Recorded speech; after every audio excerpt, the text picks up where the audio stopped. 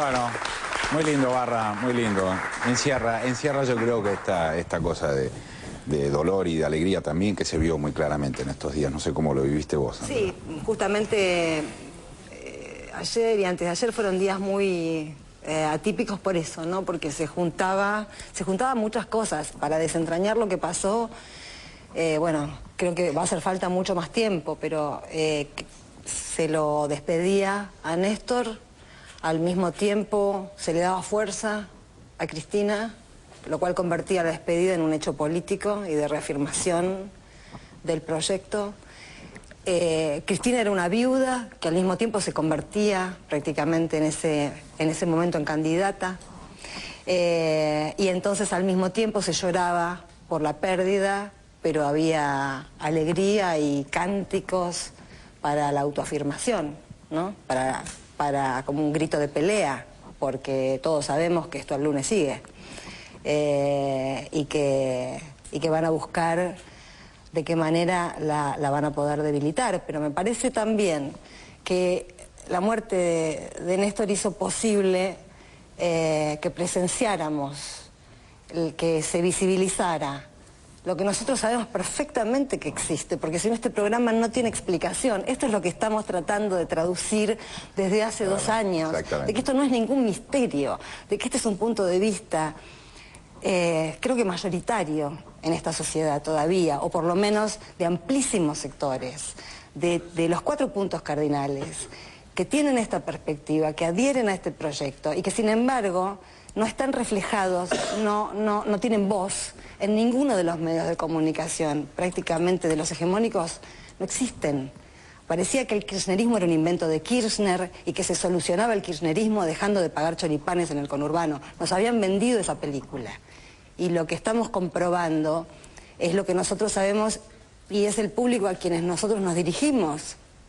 Porque también es cierto que nosotros no podríamos, que nosotros nos retroalimentamos de eso. Pero que la Argentina está viviendo un momento extraordinario donde hay una generación que vuelve a conectar con la política y eso tiene que ver con la mística que trajo Kirchner a la política. Eso es muy impresionante argentina. Y se vio realmente se vio en la plaza, se vio mucho en el funeral, la presencia enorme de generaciones muy jóvenes que tienen por ahí una distancia muy importante respecto del discurso de la tendencia, los 70, esa mística militante, etcétera, etcétera. Ahí lo que se notó claramente en el día de ayer es el resurgir de eso, o sea, de la política como algo para transformar para bien la vida de la gente, no para cagarla, que es más o menos un poco la lectura que hay permanente de la política. O sea, el político está para cagarte y sacarte plata y enriquecerse, y esa visión de la política, que también es una visión obviamente muy política, esa visión ideológica de la política es la que hoy sin duda, tiene una transformación muy conmovedora. Yo, perdón, pero me acordé de la frase que siempre se presenta como un defecto, como un problema que tiene en Argentina, es que somos un país joven y eso hay que solucionarlo, no sé, hay que apurar que pasen las décadas para mejorar como los grandes países del mundo, que mejoran y después tiran bombas atómicas porque se les va muy bien. Pero y hoy pensaba, somos un país joven, está bárbaro, gracias a esta política, somos un país joven. Con jóvenes que quieren hacer el país. Hay algo que los jóvenes me parece aportaron, para mí es lo voy a decir, una revelación. Yo creo que hay un efecto, me contaban un poco en el psicoanálisis, que hay algo que se llama revelador. Es como si esta muerte fuera reveladora, produjera un hecho, por ejemplo el hecho revelador que estuvo resumido en el programa anterior, donde todas esas voces de artistas, de actores, de políticos, todas no. Déjame decir algo, hubo 2 disonancias. Una disonancia, cuyo nombre no voy a decir, pero que todos la vieron, una disonancia pretendiendo una neutralidad afectiva en un momento de unánime dolor de los que estábamos aquí, y otra persona que fue quien llevó la denuncia penal a Comodoro Pi,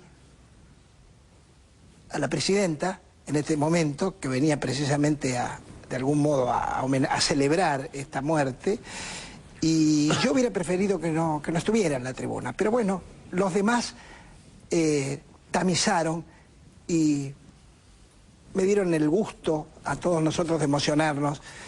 Y quiero decir de los jóvenes, porque no me fui de la idea, los jóvenes nos están corrigiendo los viejos adultos.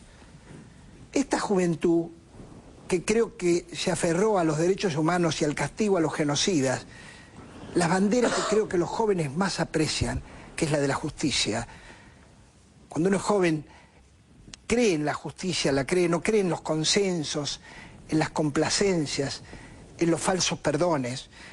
Esos extremos que tiene la juventud, que por algo murieron tantos, creo que están corrigiendo el pensamiento de los adultos, de alejarse de ese lugar, de creerse neutral de pronto, porque no basta ser cómplice, el cómplice es culpable, pero hubo adultos que a lo mejor estuvimos alejados de la participación.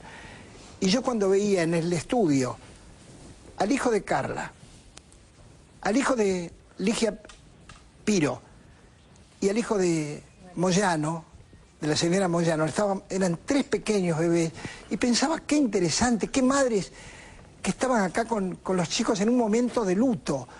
Bueno, yo creo que esta es una muerte que planteó la revelación, y creo que Sandra lo dijo de otro modo, que es esto. El relato falso fue quebrado por el relato real y verdadero. Sí, sí. Ese relato falso del C. Kirchner monstruoso que quisieron construir fue revelado en un Kirchner maravilloso que construyó la gente. Está claro, eso es muy impresionante. Leo, ¿tenés la carta ahí para que la podamos conocer? Por supuesto. ¿Ahora la leo entonces? Dale, dale. Hay muchas tristezas argentinas que me han tocado vivir en España. En el 2001, cuando el país se desplomó, estaba en Madrid, ya trabajando por aquí, intentando alejarme de una Argentina que poco me gustaba hace años. Y seguía por aquí cuando K asumió como presidente. Se ha dicho mucho del peronismo, yo siempre intento entender su gran complejidad y variedad, con esos extremos tan rotundos, y extrañamente K, en ese cóctel tenía algo muy parecido a un presidente humano. El primer presidente que recuerdo bien, después de la pesadilla Videla, Viola, Galtieri, no se merece en mayúsculas, lo puse todo en minúsculas, fue Alfonsín, que era radical. Empecé a aprender lo que era la democracia y también viví de cerca, mientras trabajaba en la noche de los lápices, lo difícil que le fue negociar con el poder de los militares y los grupos económicos que lo seguían manejando. Por eso, los extraordinarios logros del juicio a la Junta se vieron opacados por la ley de punto final como parte de esa negociación. Menem, o Méndez, como también se lo llama, terminó de asentar esa absurda reconciliación nacional con Valls al frente y los supuestos militares buenísimos. Torturadores y todo el engranaje feroz, los perros de caza de la dictadura estaban caminando entre nosotros, con la ley que ahora otra vez los amparaba.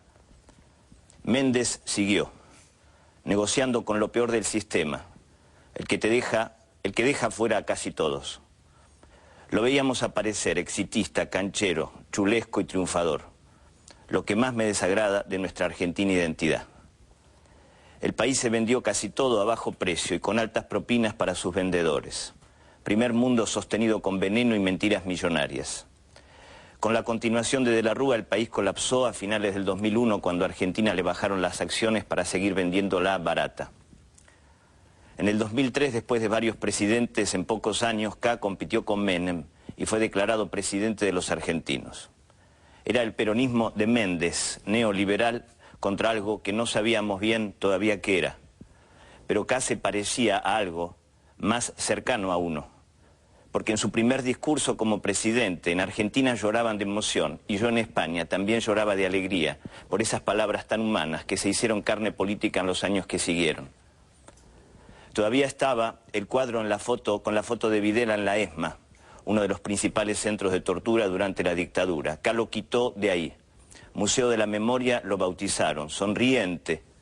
Cuando alguien ríe en esas circunstancias parece que no tiene miedo. Ya no había miedo. El pingüino le hacía frente al león. Y no solo fue un símbolo necesario, un gesto histórico, sino que también fue para nosotros, los que nos habíamos mal educado en la dictadura, lo concreto de empezar a saber más, porque su política de derechos humanos fue perfecta.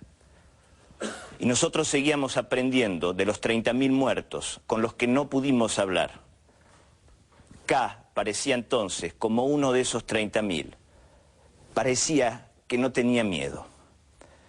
Después de eso, rajó a la policía, que todavía era la cómplice de la tortura, derogó las leyes de punto final y obediencia debida, y ahí se ganó el respeto de millones, como dice Mempo. La recuperación económica 8% anual, el campo, las exportaciones, el turismo, los científicos emigrados empezaron a volver porque se empezó a invertir en investigación, en educación, en cultura, repartiendo por primera vez en años las riquezas desde arriba hacia los de abajo, y así la inclusión de otros millones, y así el mejor momento económico argentino en décadas. Reflejado esto también sobre el pago histórico de parte importante de la deuda externa. Y eso es más humano. Quien diga lo contrario es porque simplemente tiene otros negocios. Negocios que les parecen más importantes que un mundo más humano y que se reflejan en lo que está ocurriendo en el sistema económico actual internacional, lleno de desigualdad. Ayer la noticia me encontró en España, otra vez. Murió Néstor K., me dijeron, y volví a llorar, pero ahora con una tristeza nueva. Tristeza que va más allá de lo que tenemos justo al lado, por razones históricas familiares. Era una tristeza de lo que uno forma parte con otros, una tristeza con ganas de luchar, por seguir apostando a un país posible y a cosas positivas que a uno va a seguir apoyando, porque son buenas para todos. Esta mañana acabo de llegar a Buenos Aires, amaneciendo con los millones de personas despidiendo sus restos. La mayoría son jóvenes. Fuerza Cristina, fuerza a los millones.